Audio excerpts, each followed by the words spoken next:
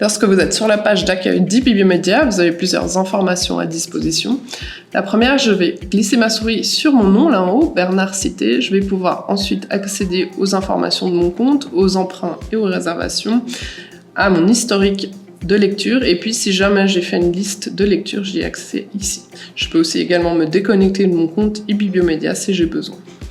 Je vais ensuite faire un tour sur la page d'accueil. Donc en descendant ici, j'ai les parutions récentes, c'est les derniers documents qui ont été ajoutés par e-Bibliomédia. Avec les flèches, je peux parcourir ces documents. Et je me rends compte ici qu'un liseré orange signifie que c'est un document qu'il faut réserver, il n'est pas tout de suite disponible. Et puis un liseré vert à côté, le document est disponible, je peux l'emprunter immédiatement.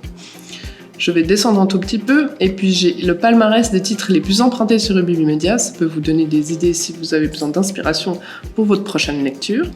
Et je descends, et j'ai ici les avis des bibliothécaires. Donc je peux les parcourir avec les flèches ici, de droite à gauche, ou cliquer sur Tout voir. L'onglet Avis bibliothécaires qui s'affiche dans le menu est ensuite disponible, et je vais pouvoir lire tous les avis des bibliothécaires. Je vais maintenant faire un tour ici dans le catalogue. Donc sur le catalogue, j'ai plusieurs documents différents, les livres numériques. Quand je clique ici, ça c'est tous les livres numériques que je peux emprunter en ce moment. Le format est noté ici, c'est les EPUB.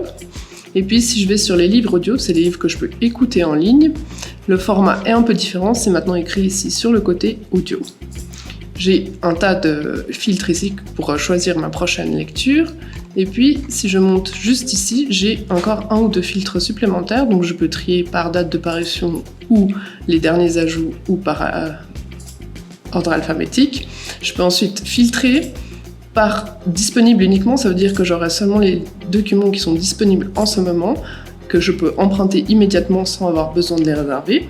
Et puis, je peux également ajouter le filtre coup de cœur du personnel si j'ai besoin d'inspiration pour ma prochaine lecture. Je vais ensuite me rendre ici dans Sélection. Quand je clique sur Sélection, je vais avoir un certain nombre de sélections thématiques. La première, par exemple, ici, c'est les documents faciles à lire.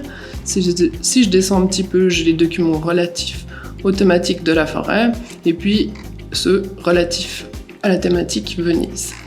Si je monte un petit peu, j'ai les avis des bibliothécaires qu'on a vu déjà tout à l'heure, et puis le menu Aide pour savoir comment emprunter un livre numérique sur e-Bibliomédia.